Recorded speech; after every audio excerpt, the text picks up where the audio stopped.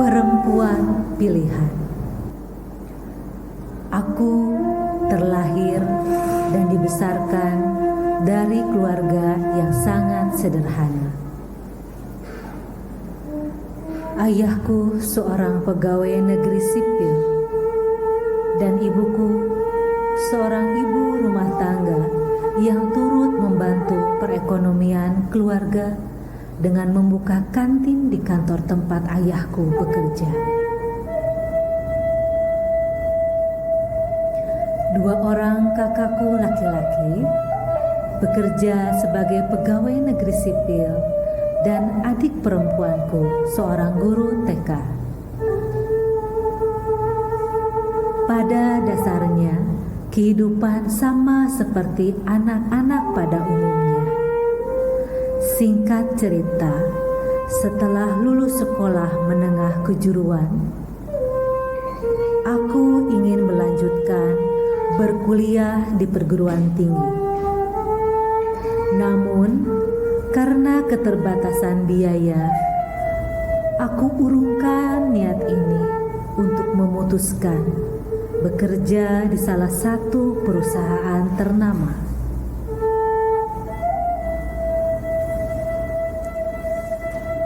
Seiring berjalannya waktu, dengan pengalaman, loyalitas, kerja keras, serta dedikasi yang tinggi dalam bekerja, aku dipercaya oleh pemilik perusahaan untuk menjadi supervisor.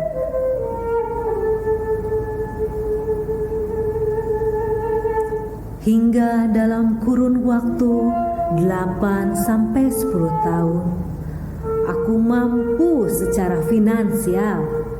Dengan materi yang bercukupan, aku dapat memiliki apapun yang aku inginkan.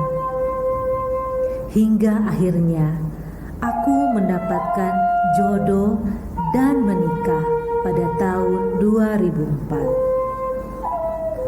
Pada tahun 2005, aku dikaruniai seorang anak perempuan yang cantik.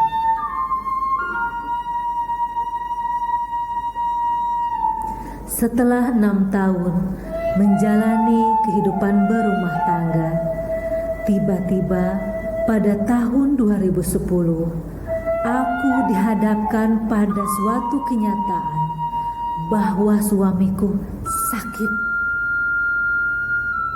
Dalam kebingungan dan serba salah, aku bertanya-tanya dalam hati, sakit apakah suamiku? Karena pada saat itu timbul ruam-ruam, gosong dan melepuh di kulitnya, diare yang berkepanjangan, dan timbul banyak jamur di mulutnya sehingga suamiku tidak dapat berbicara. Awalnya, aku membawa suamiku ke dokter kulit. Namun, beberapa bulan pengobatan tidak kunjung sembuh. Akhirnya, aku membawa suamiku ke dokter spesialis penyakit dalam di salah satu rumah sakit. Setelah diperiksa oleh dokter, aku dipanggil oleh perawat dan dibawa ke salah satu ruang konseling. Dalam hatiku bertanya, perawat tersebut memanggil seorang konselor untuk dikenalkan kepadaku dan kami pun berbincang-bincang. Akhirnya, konselor tersebut mengatakan bahwa suamiku HIV positif. Betapa kaget, marah, kesal, dan sedih secara bersamaan karena tidak terlintas sedikit pun kalau suamiku terinfeksi HIV. Dalam kondisi kebingungan dan perasaan yang berkecamuk, aku dianjurkan pula untuk melakukan tes HIV. Di luar dugaanku, aku mendapatkan hasil yang sama dengan suamiku. Aku mengidap HIV positif. Semakin marah, semakin putus asalah aku.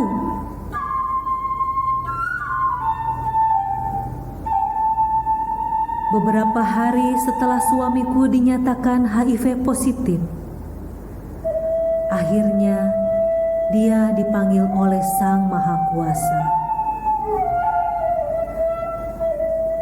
Dengan status baruku sebagai seorang dengan HIV positif, aku malah mendapatkan stigma dan diskriminasi dari keluarga dan orang-orang terdekatku.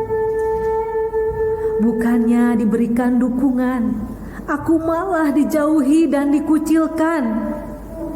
Dan yang lebih miris lagi adalah di tempat makan pun aku harus terpisah.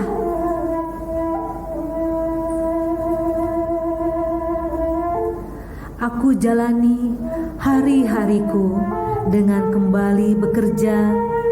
Bahkan di akhir pekan pun aku tetap bekerja untuk sedikit demi sedikit menghilangkan gundah hati. Suatu hari pada tahun 2015, aku mengalami kondisi yang drop dan diharuskan dirawat di rumah sakit. Selama dirawat di rumah sakit, aku sendiri tanpa seorang keluarga yang menunggu. Hingga suatu hari, seorang teman datang, menjenguk dan memperkenalkan seseorang kepadaku bernama JM.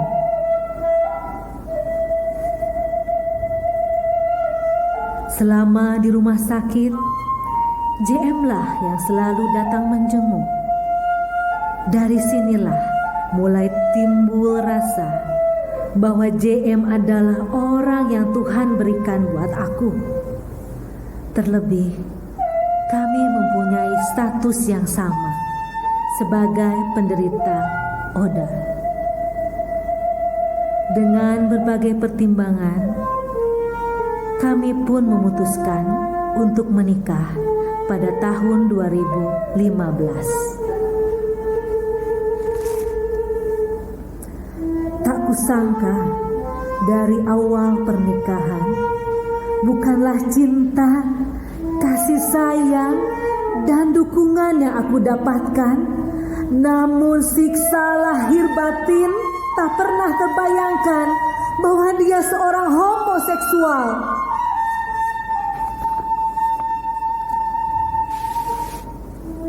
Setelah ada peristiwa tragis yang hampir mengancam jiwaku, aku putuskan untuk bercerai dan pulang ke rumah kakakku. Pernikahanku hanya bertahan selama 4 bulan. 7 tahun berlalu, aku putuskan untuk keluar, bekerja di perusahaan, dan lebih memilih bekerja sebagai ojek online, antar jemput anak sekolah, dan setiap malam menjadi juru parkir di salah satu fasilitas umum.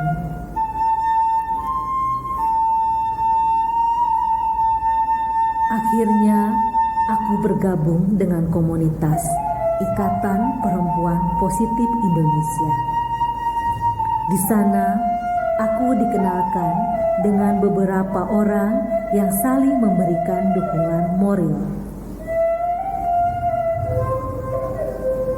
Pada saat itu juga aku sedang menjalani pengobatan kejiwaan di salah satu rumah sakit. Namun itu tidak berlangsung lama karena kondisi keuangan yang semakin menipis dan tidak mampu membayar biaya pengobatan yang begitu mahal.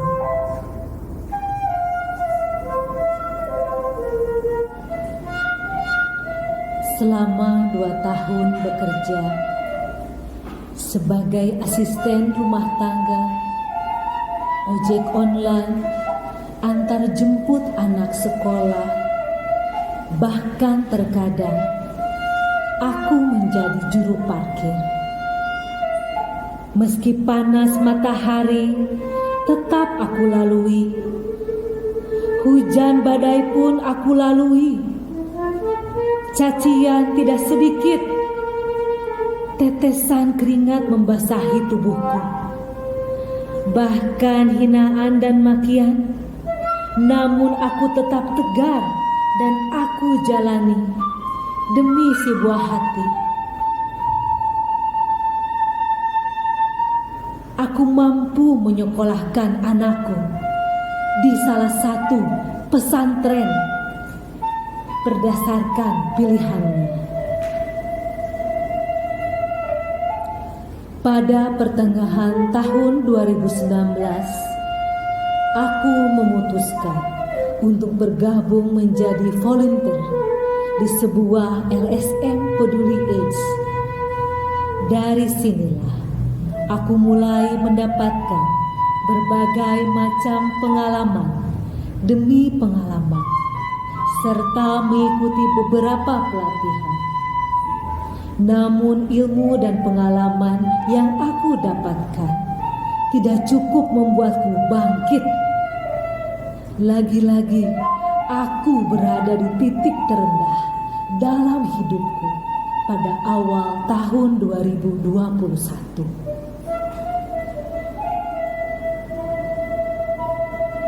Setelah kehilangan sosok ibu, aku mengalami depresi yang cukup besar dan kembali masuk ke rumah sakit. Hal ini bisa terjadi karena aku masih tidak bisa lepas dari masa laluku dan akumulasi berbagai macam permasalahan yang aku hadapi. Ditambah lagi, aku mendapatkan kabar bahwa anakku mendapatkan perundungan di pesantrennya. Aku semakin menjadi seorang pemurung dan mudah putus asa. Aku dirawat selama 15 hari di rumah sakit. Setelah kondisiku mulai membaik, aku pulang ke keluargaku. Aku pun menjalani hidupku dengan penuh keceriaan dan semangat tinggi untuk membuktikan bahwa diriku mampu, berdaya, mandiri, dan kuat untuk menjalani hidup kembali. Dan satu-satunya yang menguatkanku adalah anakku. Anakkulah satu-satunya yang selalu memberikan dukungan dan kekuatan terbesar dalam hidup ini. Akhirnya aku menyadari bahwa aku mampu menjalani hari-hariku dengan status sebagai ODA dan single parents. Dan aku yakin Allah Subhanahu wa Ta'ala tidak akan memberikan ujian di luar kemampuanku sebagai manusia biasa. Semoga pengalaman hidupku bisa memberikan motivasi bagi orang-orang di luar sana, apalagi yang senasib denganku. Aku masih bisa berdiri tegak di antara dua kakiku dan tetap berjuang demi anakku. Obat hanya membantu, orang lain hanya mensupport. 1000 motivator pun tidak akan sia-sia kalau kita tidak mau bangkit.